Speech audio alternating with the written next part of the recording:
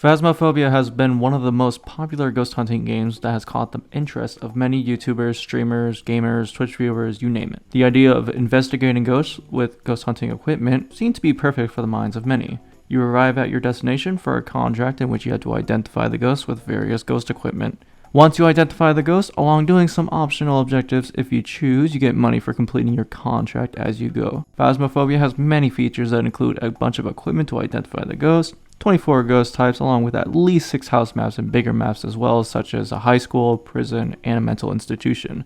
They also have campsite maps as well for good measure. In addition to these maps, every ghost room is different in each contract along with its name, ghost typing, as well as its behavior, which sets a unique experience. There are many challenges as well to get you some nice cash. With 6 different cursed possessions for you to use as well, it also adds risk to your survival. Does this sound like a fun game? Of course it does. On the surface, it seems like an open shut case. You can goof off with your friends, loop the ghost, anger the ghost, swear at the ghost, do unique challenges, whatever you want. Even looks like that one perfect game that you would love to play, even if it is under the horror genre. Phasmophobia's success has also helped launch other ghost hunting games such as Expodition, Conrad Stevenson's Paranormal PI, Ghost Watchers, and in another case for mummy hunting, Forewarned. Obviously, you cannot deny the launch of Phasmophobia on Steam. It was a massive success. I mean, even D. Nider himself said that he was expecting 500 people, not 2 million. I mean, it was during the holiday season and in the middle of the COVID pandemic, and people were already playing it on Twitch, so why not, you know? Over the course of 2 years of development, however, it just feels like this game is going downhill. It looks like the game is trying to be more hardcore and challenging than you'd like it to be. There are plenty of supporters for this game who say this game is getting better. Content is unique, very great map and prop design, in addition to awesome challenges like Apocalypse and getting trophies. Of course, with all the positives that come around, the negatives must come as well. The people that criticize the game can also pin the developers down for the game being too hard, having very punishing hunts, developers only listening to streamers and hardcore players, etc. Those are just the example problems mentioned though.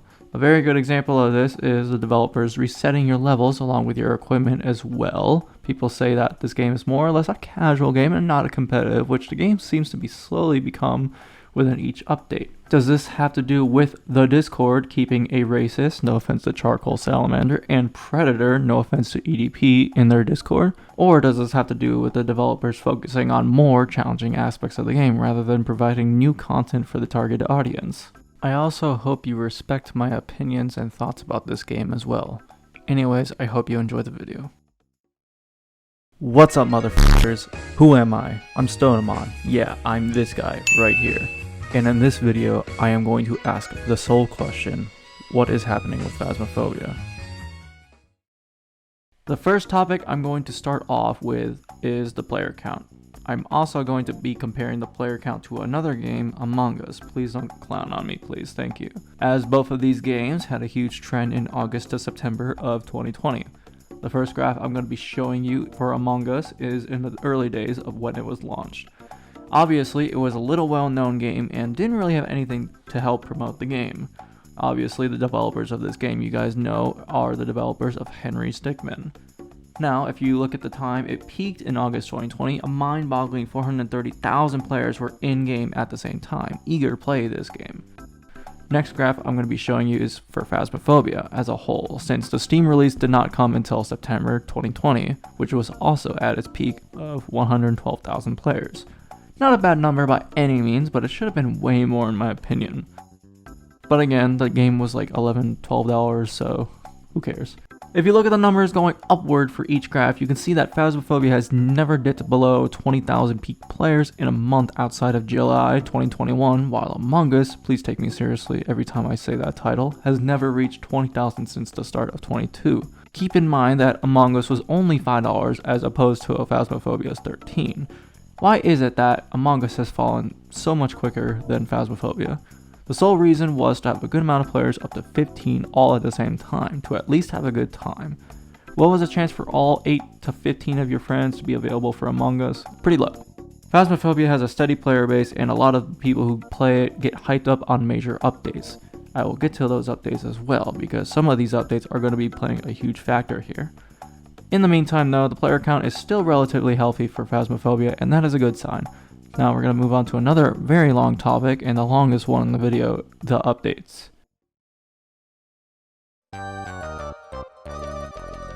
We're going to go back in time when Prison was first released, which occurred in December 11, 2020. There wasn't much that was added at the time, but it is a start after all. Lots of gamers, streamers, YouTubers, and Twitch viewers were still into the game, and the new map is what interested many. However, the next update for lots, and I mean actually lots of quality improvements that happened on March 6, 2021. There are a ton of improvements for the game, and I will go through them all. Two notable additions is selecting your contract difficulty rather than having to select a contract with a selected difficulty already. That is an improvement over having to choose random maps and difficulties such as Amateur Tanglewood, Intermediate Prison, Professional Asylum, etc. Especially if you want to play the game on professional difficulty. You're not an amateur if you're already a professional, come on now. The other notable addition is the sanity monitor to show the team's average sanity that the ghost uses to hunt. This was a critical feature because without it, hunts would be almost unpredictable if you're playing with multiple people, especially 4. The reason why I said this was a critical feature because the game uses average sanity, which was the feature just added to hunt you down. The Ghost AI also got some neat improvements as well, such as the Ghost following you around corners rather than searching a random location. The Ghost is also able to open doors, lockers, and closets during and outside a hunt. The Ghost is also able to listen to your voices, unfortunately, during hunts. It wasn't a favorable decision in the minds of some, but no doubt that it was a good decision as well. There is also more improvements on temperature as well, since this whole update nerfed the absolute shit out of the thermometer. This doesn't mean the thermometer is useless anymore though, but it is no longer the meta into easily finding out where the ghost room is. The parabolic microphone got a change as well, but I really don't care about that. Let's just move on to another update, shall we?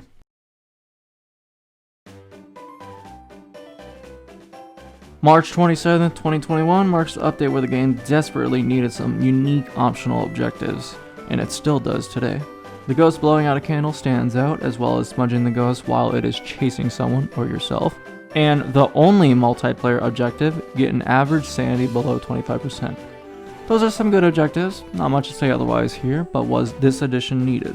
Absolutely. Obviously there wasn't much content going around at the time, but remember at this current time there's still only one developer working on this game.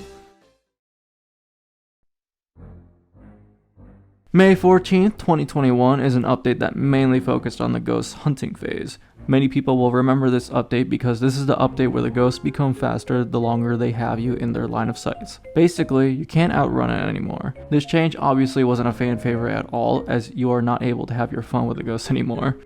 Let's take a closer look at the ghost changes. The ghost will no longer move at the start of the hunt in the starting phase, which is now 5 seconds instead of 8 to prevent confusion as to the hunt already starting. Not a bad change. All ghosts except revenants become increasingly faster over time if they see you during a hunt. The speed drops when they last checked your location. Again, not a great change, but it was needed. Most importantly, furniture will now block the line of sight between the player and the ghost. This means closets and lockers are not the only hiding spots now, and that was a needed change. This is an example of another great update that improved things throughout the game. Most of the players are bummed out that they cannot loot the ghost anymore so easily as they did before, which I do have to agree with, but it was fun while it lasted. But this addition to the game helped the developers' intentions on playing the game. This update almost made the game lose its OG charm though. Back on track. This was another right step in the direction to improve the game even further, and there was more to come in a month. June 18th, 2021, the developer has updated the game, but has also made a very big announcement. DK, the main developer of the project, has noticed that Phasmophobia has grown in terms of popularity and also its future content plans as well. He decided in this announcement that now was the best time to expand the team and get some helping hands. In this hiring process, there are 2 new developers to help out with this VR_ project. CJ, who is an artist, and Lavender, who is a programmer. These new additions to the team would help ensure the development of this game for the future. That was certainly a huge announcement, but don't forget there was also an update to the game as well. 2 new ghost types in the Yokai and the Hantu were added, along with a couple of daily challenges and most importantly, a new house map. This new house map would be the last house map to be added in the game for a long time. Willow Street House was the new map that everyone was waiting for, a small house map. This map has no hiding places and was purely designed for players to hide around furniture. The player base of the game hasn't changed much, where it still stands at a respectable peak 20,000 players. A new map, 2 new ghost types, and especially the addition of 2 new developers was yet another successful step in the right direction. This update was a success and there is plenty more to come, and the next one is certainly no different.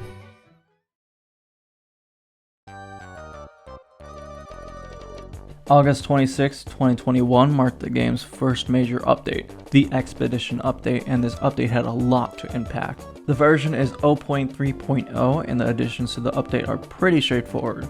2 new ghost types in the Goryo and the Myling, which in my opinion are the most boring ghosts in the game, but whatever. But that's not all. All ghost types got their evidence changed. For example, the spirit used to have spirit box, fingerprints, and ghost writing as its evidence. Now the spirit only contains EMF instead of the fingerprints from before. I actually really enjoyed that change, as useless as changing the ghost evidence may be, but I actually enjoyed it. I don't know why. But the most noteworthy change in this update is the sprint rework, which introduces sprinting. Before the update, when players would sprint, it really didn't make much of a difference, to be honest, when you were sprinting. It's kind of like fast walking, if that makes sense.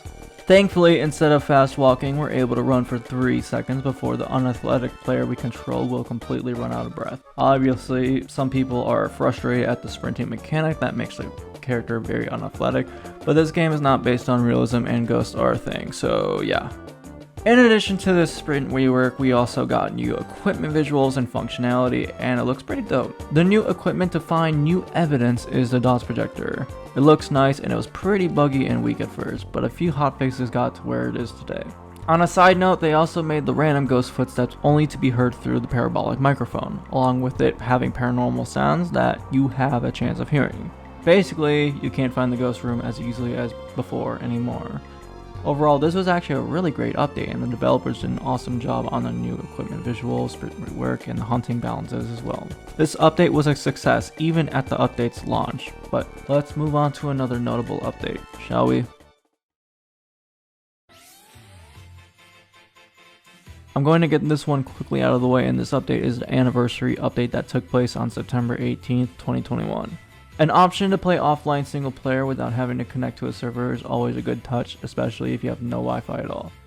The anniversary update introduced the journal being overhauled. It looks way better and is easier to navigate, especially on cursed possessions. You can find out about them specifically, and certain ghosts as well. There are tabs there as well. You can go to your photos easily, evidences easily. It's much better, basically. You are also able to cross off evidence as well. They should have added this option to cross the ghost off as well, but whatever, I guess. They also fixed one of the many memory leaks, which is always nice to see. I wonder how many memory leaks this game had. Another okay update, not much to say, as it was just a relatively small update to celebrate the first anniversary of the game on Steam.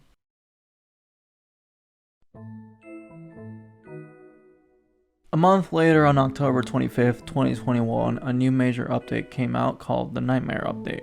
It is on version 0.4.0 and is the second notable major update of this game. 2 new things immediately caught the eyes of most people, those being the difficulty rework, which saw a bunch of new changes that I will get to, and also a new outdoor map called Maple Lodge Campsite. They also added another difficulty called Nightmare Mode, which is harder than professional difficulty. The Nightmare update has some changes that can be frowned upon, but then again, I am reviewing almost all these changes in this update, so let's get to it. First thing I will talk about is Maple Lodge Campsite. For starters, this was actually an amazing map to play on. It was outdoors in a forest, no offense to Logan Paul, that provided a different perspective, and there was also a log cabin as well to explore. It is the first outdoor map and also the only map that has more detail and unique object, along with it having more visual details. The few cons I can give it is people prefer to play house maps still over this map, which is unfortunate because I actually like the idea of outdoor areas for this game. It is a shame that there's just a specific group of people that prefer house maps over outdoor maps. That doesn't mean the map is bad though, but it does not help matters either that the performance in this map is so awful, even beefy computers could not run it. The difficulty rework was another breath of fresh air, where professional difficulty used to be the baby version of easy mode to many once people started to figure out this game more and more. Amateur is pretty much easy mode now with a 5-minute setup time, long grace hunt period, short hunting duration, and also regaining half of your lost equipment's value. All hiding spots are available as well for good measure. Intermediate has a 2-minute setup time, average hunt grace period, and duration, some places to hide in, and the fuse box now starts off as the difficulty progresses. Professional has no setup time, short grace hunt period, long hunt, much fewer hiding spots, and a new mechanic: the ghost can rarely change a preferred room after moving.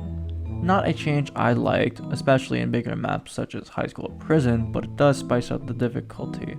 Then, there's Nightmare mode, which arguably had a disastrous start to it. Let's take a look here. Ghosts will not reveal one type of evidence. Already off to a rocky start because certain ghosts would have to be guessed on if it weren't for future updates that always made sure that Obake's had fingerprints, Gorya's had dots, etc. But I would rather not waste 3 minutes to find out if I smudged a ghost and it is a spirit or not, so whatever. I mean, it's not like that's going to matter anymore because you will now really have to guess the ghost when the upcoming Insanity mode drops. Yay! I'm totally excited for more harder challenges and difficulties. Up next are the 4 new ghosts as well, those being the Onryo, the Raiju, the Obake, and the twins. A very interesting group of ghosts, especially the Raiju, which likes to be more active near equipment, and the Obake having unique fingerprints. Obake could have been so much more when it was added though. I would also talk about the Ouija board as well, but it's nearly just as bad as NFL player Zach Wilson that I just couldn't do it until the 0.5.0 update. So we're going to be talking about the weather. The weather, by far, is my favorite part about this update. I mean, I do want to chase down tornadoes and hurricanes. Anyway, it's just a neat touch on each contract to make it a little more unique. The rain weather was nice, the windy was just okay, the thunderstorm had the loudest thunder you'll ever hear, and the fog was just disgusting. Some downsides I can think of the weather is during the light snow weather, there just isn't any snow on the ground at all, which kind of stinks and is a bit of a missed opportunity.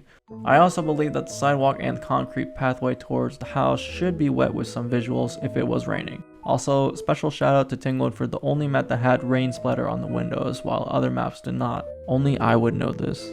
Now we get to the changes, which is the final part in this massive update. All ghost speed and acceleration when chasing a pair had been slightly increased. Not so bad, but I don't care at all. Ghosts now have a low chance to not leave fingerprints when interacting with the environment. This was an awful change, but thankfully they reverted back in the first hotfix. A massive addition is all contracts are now selectable at all times on the map screen. Thank you. This was an amazing change that was needed, because no game should ever have random maps, random difficulties, etc. Forewarned, an Egyptian Phasmophobia-like game, or mummy hunting game, whatever you want to call it, had this done later as well, instead of just being loaded into a random map. I appreciate that. For good measure as well, the bone now has a random bone of the human body along with better visuals, so that's always nice. This was an amazing and successful update overall, but there are a few things to nitpick about, such as the showers and bathrooms being one of the only new additions for the ghosts and players to interact with. Other than that, without the hiring of CJ and Lavender, I don't think this update would have ever existed. So props for DK for finally coming down to the decision to hire a couple people to help the future of this amazing game. About a month and a half later, another big update was released on December 10th, 2021 to be more specific. This was the 0.5.0 update. This update brought in 6 new cursed possessions, with the old Ouija board and voodoo doll being converted into cursed possessions. The list of 6 cursed possessions are as followed. Haunted Mirror, a mirror which reveals the ghost's location as you look into it. Music Box. Using this box is a melody in which the ghost sings along. This reveals its location via sound. I also hate this fucking thing because I always get in my contracts. Tortured Voodoo Doll. 10 pins to push down, with 9 of them forcing an interaction, along with the heart pin being able to anger the ghost. Summoning Circle. Light up 5 beautiful candles and you are able to summon the ghost before it breaks free. Snap a photo and run. Tarot Cards. Arguably the best cursed possession in the game, and for good reason. It features a deck of 10 random cards that contain a unique effect. Ouija board. This new Ouija board is the same as before, except it no longer has a chance to fail. Thank God. You can ask the ghost where it is, find the bone with it. These new cursed possessions are awesome. The textures, the uses, all that. One of the problems is that there was about 4 to 6 spawns for each cursed possession in each map. If you were to play Maple Lodge Campsite, for example, you probably would not find the Cursed Possession unless you find a music box right next to the garbage can or a summoning circle in the cabin. That took way too much time just to find one item, but thankfully this was later fixed in a hotfix, so it is no longer a problem as there is one spawn for each Cursed Possession in each map. Later on, all Cursed Possessions can be found in the main hallways of bigger maps like Prison, High School, and the Asylum Reception Area. Also, Maddox, if you are watching this, I'm sorry that you posted a video containing all of the spawn locations for the Cursed Possessions in every single map just for it to not matter later on. I would literally be crying in the McDonald's bathroom right now if that were me. Let's get back on topic talking about these Cursed Possessions though. You can push pins to force an interaction, summon the ghost to get a picture, ask it where it is with the Ouija board. They all sound nice, they all do. They all have their effects, especially the Voodoo Doll. And a few specific cards on the tarot card deck. For the Voodoo Doll, by the time it was added, of course, each pin would take away 10% of your sanity, which is a little absurd in my opinion. Pushing the heart pin takes away 20% and a cursed hunt additionally. This was also pretty bad. Unless you're in multiplayer, then who cares? The two tarot cards I want to talk about though that really just got stuck in my head is the Hermit and the High Priestess. The Hermit is a useless as card in my opinion that just sends the ghost back to its room for a minute while also not affecting hunts. If the ghost is a little too roamy, sure, but would you risk a 10% chance to pull this card just for that? I don't think so. Also, please let that card smudge the ghost, please, thank you. It would be so much more useful than what it is right now. The High Priestess, at the time, has a 2% chance to be pulled, and its effective was to revive anyone who was dead. That's it. In single player, this was a useless as hell card. This was so bad that this card got revamped at a later update, which made it so if the card was pulled, it would revive the next dead player, or an already dead player. You also get invincibility if the hunt goes on, which is always nice. There was also a new ghost type in the Mimic. It mimics each ghost along with their strengths and weaknesses. That's pretty much it.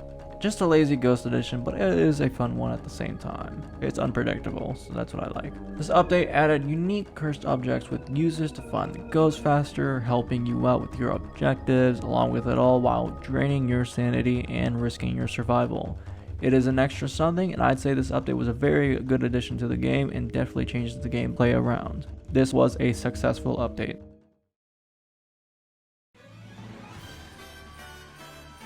Another short section to clear is update 0.5.1.0. This update temporarily removes fog, thank god, until the VR rework, more on that later, and all Cursed Possessions now have one spawn point each. So people don't have to waste time to look for those. Little bit of fresh air, but let's move on to another minor, no offense to James Charles, update, which is 0.5.2.0. While VR Overhaul was released 2 months after this update, 0.5.2.0, this update pretty much produced some changes on the Banshee, Hantu, Demon, and the Shade. Most of the ghost changes make more sense, such as the Banshee wailing on the parabolic microphone, or the Demon being stopped 5 meters within the crucifix. What the eyesore here is that there hasn't been many updates toward the game since Cursed Possessions came out, which has caused many people to be impatient with new content and all of that. But you can't please everyone at the same time, so I can understand that. DK said in the April Fool's post that was a very interesting controversy, if I do say so myself, that the team almost had to start over entirely with the VR implementation, which is why it has taken a lot of time for it to be done. This did not stop all the complaints of the lack of content, however, as it has been about 2 months since the game got content, which was Cursed Possessions. Time was slowly taken for content to come, but unfortunately it looks like there wasn't much content in the next major update.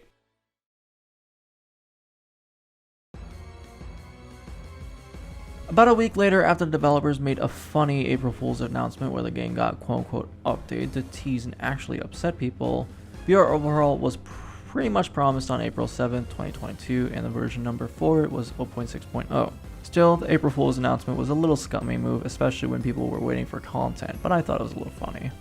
Anyways, there wasn't really much to talk about here because lack of content and rather the focus of VR being overhauled. This was a critical update, so they were able to improve on their content updates. Stated about a minute ago as well, DK did say they almost had to start over as well. Thankfully, they did not have to start over and everyone can rejoice. This update, to me, is known as the Door Killer update. What do I mean by that, you ask? Well, the developers have finally pulled the plug on people hiding behind doors. Even they did it, they say. Some of the hiding spots that some people used on the Ghost were so good that it would not kill you. They would also adjust the number of hiding spots for each difficulty, such as Amateur having all hiding spots available to you. There has been some very interesting feedback from players who enjoyed door hiding spots, and I believe that. It was fun for a bit until you pretty much would never die at all. This led to doors being the only hiding spot rather than intentional hiding spots the game provided, such as lockers, closets, and other intentional hiding spots developers had provided. This also led to a problem with hiding spots in general, such as maps like Tanglewood that lacks any real hiding spots that isn't just closets and lockers. The same can be said for Ridgeview and Edgefield, where the only hiding spots were upstairs aside from the door hiding spots. Alright, that's enough talking about hiding spots, I got tired of it, but let's get to the little juice of content for the non-VR players, aka literally 95% of the players. The screens in the truck have been updated, a nice little change, but I would have waited until the truck update for that, but who cares. Sound sensor got reworked as well, don't care. Obake leaving unique evidence on sources such as light switches, keyboards, and prison cell doors, don't care. You'll probably never see these either, maybe once if you're lucky. One of the best added features was the ability to cross off ghosts. If the breaker was ever turned on, I know to cross off the Hantu. Oh, a light turned on? Okay, I'm crossing off the mayor, problem solved. It's useful for that kind of stuff, and that's what I like. There was also some nice features that should have been in the game already, but those features include the ghost being able to knock on patio doors, interacting with keyboards, and especially dead players that are now able to sprint infinitely. It used to be running out of breath while you're dead. That was a little funny, I ain't gonna lie. Those are some notable changes for VR Overhaul. Again, this update was mainly focused on VR, so it is understandable that there wasn't going to be much content here in the first place. For VR Overhaul though, I would say this update was not a successful update, because I've heard many opinions about VR being much worse than it used to be, so sorry, not sorry.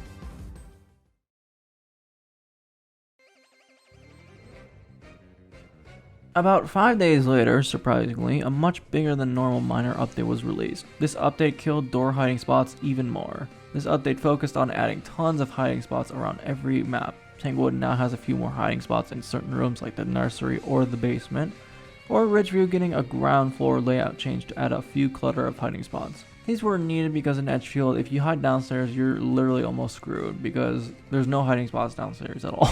I still feel like there could have been so much more hiding spots that we could have used, but you know, what we got was good enough, I suppose. The truck update was soon to come, but there was also another addition to the Connects game team. Meet Skinner, who apparently hasn't experienced any paranormal activity before, who is a 3D artist.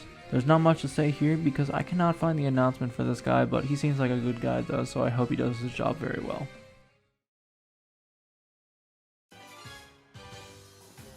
The truck update came out about a month and a half later. There wasn't really that many new additions to the game, but there were also 2 new ghosts that were hinted in developer previews, as well as some closer looks to the truck and some teasers of the reworked asylum.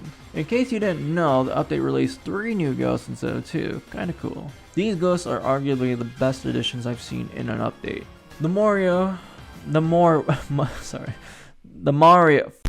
The Moroi being able to curse a player through the spirit box and parabolic mic. If you don't take your pills, your sanity gets shredded. The lower your sanity, the faster the ghost. That's a crazy ghost right there. The Deogen sees you at all times and speeds towards you until it is close enough to focus on its prey. You cannot hide from this ghost, making this ghost a game changer. This ghost also has a unique spirit box sound, which I personally would have given it to the Moroi, but whatever, I guess. The Thay, or the Thigh, however you want to pronounce it, is pretty aggressive and fast at first before over time it ages and gets less aggressive and slower. Pretty much a way more aggressive demon and also one of the fastest ghosts in the game. Crazy. Now we get to the truck. Obviously you'll get some complaints about the truck being remodeled, but in all honesty I'd say it's much better than the previous truck we had. You didn't really have to crouch at certain times to pick up a certain item, and it doesn't feel cramped in there at all. Also, you're now able to bring 4 lighters and 3 salt shakers. That has to count for something. Over time, people were still getting impatient with the lack of new content, with many people already leaving the game behind for good. There really hasn't been any new content with some gameplay changes since Cursed Possessions came out in December. People wanted custom difficulty, replayability, and new maps, of course. After all that waiting, I would not blame anyone wanting new content much sooner, because even I was getting a little impatient. Then, it happened.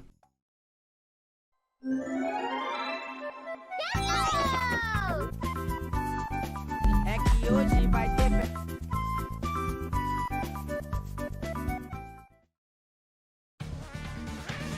Apocalypse update for version 0.7.0 came out on September 27, 2022, and it was the biggest update to the game so far. This update has added a few new interactions, new props, new report system, new office lobby, new shop, new ID cards, stat tracking, and especially the new maps and the addition of custom difficulty. My god, there is a lot to cover, and this might take 10 minutes of my recording session, so let's go, baby.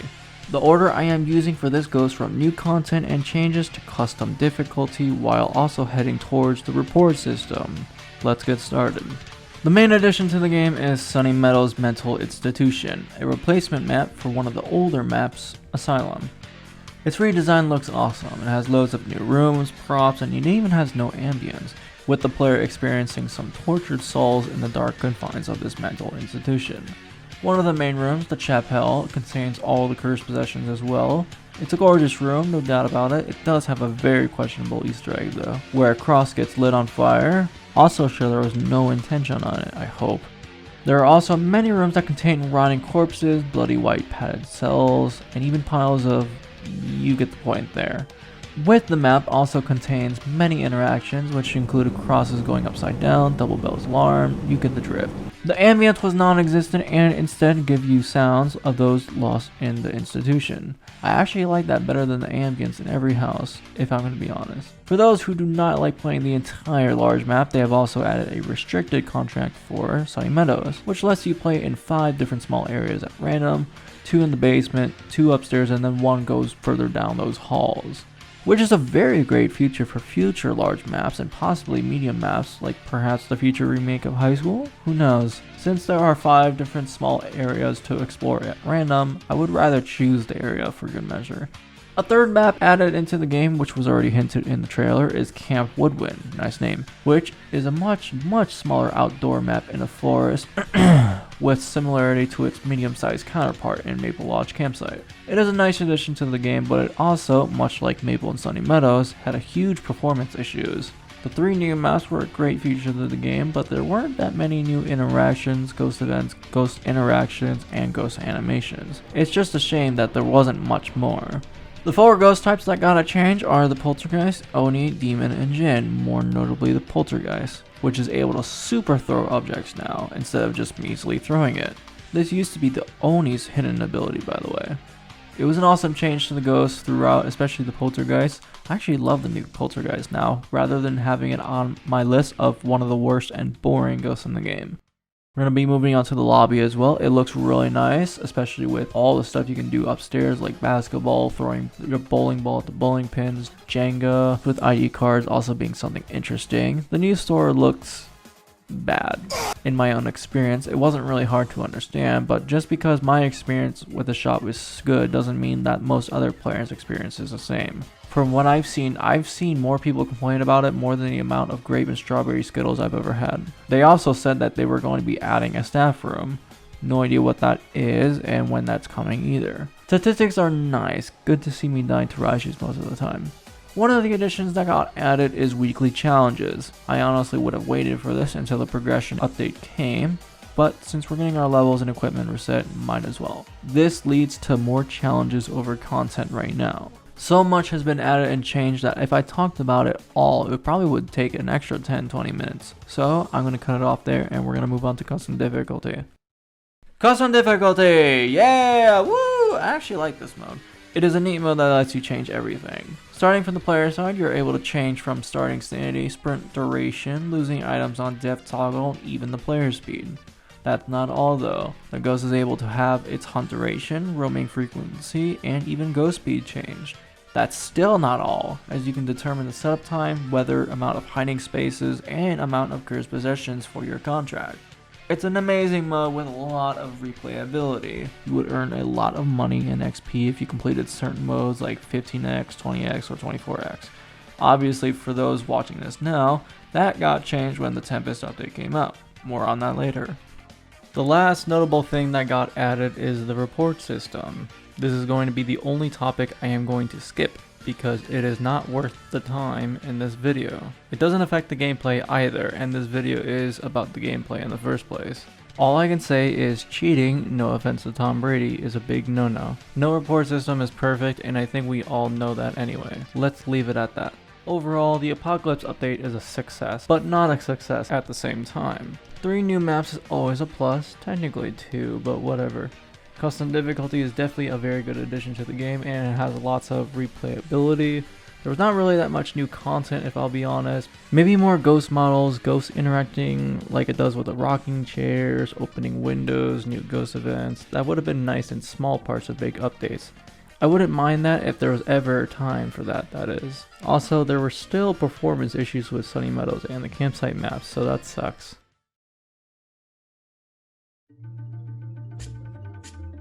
On October 7th, 2022, there was a Halloween trick-or-treat event going on. This also marked the start of the Apocalypse Challenge as well. X24 mode would take a load of restarts and great luck as well, which is a bummer. I still beat the challenge because I'm just that great. But then again, more challenges over content. Anyways, on Nightmare difficulty you can enter any location that had a Halloween sticker on it and go there to collect candy and light up jack-o'-lanterns. I think certain maps like the farmhouse maps had a little bit too much candy to find, but it's not like that was much of a problem either, as you would just gain 5 sanity back anyway. Eventually you get a sick looking trophy, and I believe this was a successful event, unlike the previous Easter event. Hopefully they do a much better Easter event later in March or April.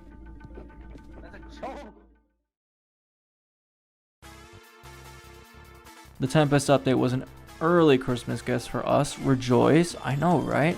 On version 0.8.0, this update came out on December 14th, 2022, and came out with the most hotfixes I've ever seen from a game. The developers also made one of the worst decisions I've ever seen in a game, and that is slapping a big minus 80% penalty on custom difficulty games. Wow, what a scammer. No offense to Logan Paul again. They tried fixing this with a minus 60% penalty, which wasn't any better, and they pulled the plug on that and decided to cap the rewards at 15x. On top of that, if you guess the wrong ghost, your rewards get drilled to the floor. I hope to never see a decision like that again, and I hope the developers think before putting something insane like that again. That was probably almost more ridiculous than the guy who murdered someone because his fries were cold. There was also a Holiday 2022 event going on. You'd collect cookies, summon Santa, correctly identify Santa, and you get a trophy and a limited edition badge. It was also dirty of them to have a cookie laying on top of a log where it was practically camouflage, but whatever. Now onto the content. There wasn't much content here because, like VR Overhaul, this update focused on getting the Unity rendering pipeline updated to URP, which spreads GPU usage and increases CPU performance. In addition to that, it also allows them to access new features. One of the weather types in fog returned to us, and in all honesty, I'd like it returned to the hole it came from. The fog still looks really bad in most places, and it just doesn't look right to me. I mean, in all honesty, the fog used to be inside locations, which was just ew. As of now, the fog looks much better than it was when introduced, but took about a month to make it a little decent. Still, I would rather not have fog in the game until they actually really improve that, because it really drops performance on most computers.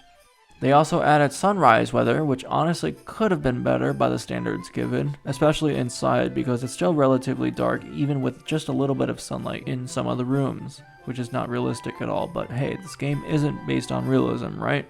There were also some ghost changes as well, with the Wraith never able to step in a salt pile ever again, or the Obake being able to shapeshift into another ghost during hunt. Then we have the Revenant, who came back to reclaim the throne. The Revenant will literally have its increase speed until they reach your last known position. In other words, if it hears you, it's gonna sprint at you and you're probably screwed. Then there are some quality of life changes, such as being able to place Crucifix down and see its range, and of course the improved performance for Campsite and Sunny Meadows. It was definitely worth the wait for some of those changes. Overall, the Tempest update was not a success, despite what the developers say. Way too many hotfixes, fog issues, lighting issues, and very poor decision making in the custom difficulty penalty. Again, I'm not complaining about the penalty because I never touched custom difficulty, but it was very awful, and whoever disagrees, it's just built different, I guess. Also, a very special shout out to myself for actually bothering with the Apocalypse Challenge and completing it all without a Deogen. I'm just that great.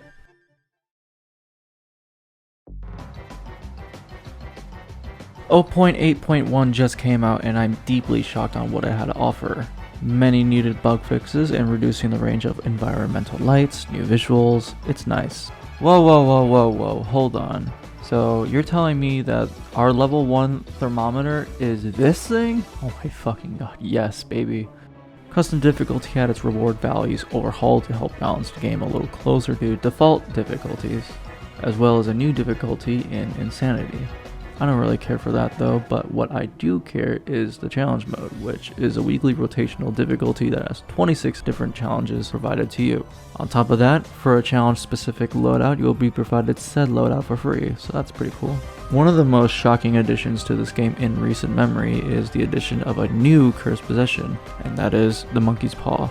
It grants you many wishes that can either do good, bad, or both. The shop got an update too, and it looks much better than before. You can auto add equipment until you untick the box. I still have a habit of hitting add though. The crucifix looks nice, effects and textures as well as sound. Everyone is talking about the strange symbols that were spotted in the warehouse. The only letter that I bothered trying for is the letter N, and it's probably a reference to the lighthouse, point, hope, whatever it is. The tower got buffed as well. Instead of its effect having increased ghost activity, it will now have double ghost activity for 20 seconds. I don't know what to think about this, but I like the old tower more, honestly. I am literally crying in the McDonald's bathroom right now, as they added windows that have raindrop effects on them, and if it's raining, I'm shitting uncontrollably. This is a good update. Obviously, there are still people who thought this update was useless with no content. I have to disagree there though. The Monkey's Paw is actually a game changer, and the money balances were just right for the upcoming progression update. Insanity really wasn't needed in my opinion. Challenge mode could have waited a tad longer for progression. This update wasn't a huge update, and we all knew that it wasn't going to be huge in the first place. This update was a success.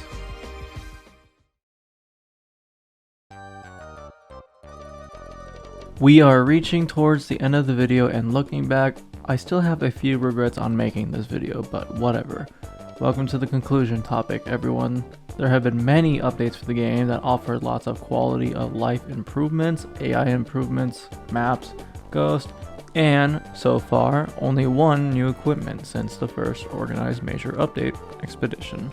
I know that there will be many updates to come, but let's focus on the question I asked earlier, and that is, what is happening with Phasmophobia? One of the biggest factors to play here is the lack of new content around December 2021 to April 2022. And if we were to go even further, there was not much new content excluding Ghost and Truck Overhaul until September 2022. Almost 10 months of no new maps, equipment, interactions, events, gameplay changes, or anything like that. They almost had to start over VR Overhaul completely, which they get a pass from me there.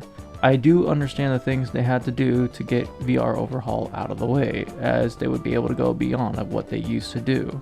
On the bright side of things though, one of the most important, needed, and required updates is done and over with, just like my relationship. Another factor I can think of here is that there are way too many challenges and difficulty improvements for my liking, as well as 3 new difficulties being added over the course of a year and a half. Those 3 difficulties are Nightmare, Insanity, and Custom difficulty. Why have there been so many difficulties and challenges lately? I don't understand. One of the controversies is obviously inexcusable, especially for the developer that was involved. This caused a good portion, not that much, of people who supported the game to turn away completely.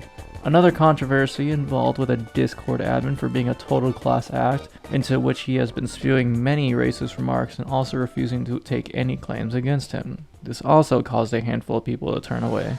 If you thought I was done, I'm not done yet though, as Sunny Meadows has a few questionable details such as a cross being lit on fire being one of them for sure. Bloody rooms, bodies, not really a major issue though, but it is again still questionable. One last factor I will get into is the poor decision making before releasing the updates. One of the worst decisions I've ever seen was slapping the minus 80% penalty on custom difficulty modifiers. It's probably going to be on the top of my list for a long time. Then you have the decision where there's a low chance for a ghost interaction to not produce fingerprints on doors, windows, lockers. That one was pretty bad.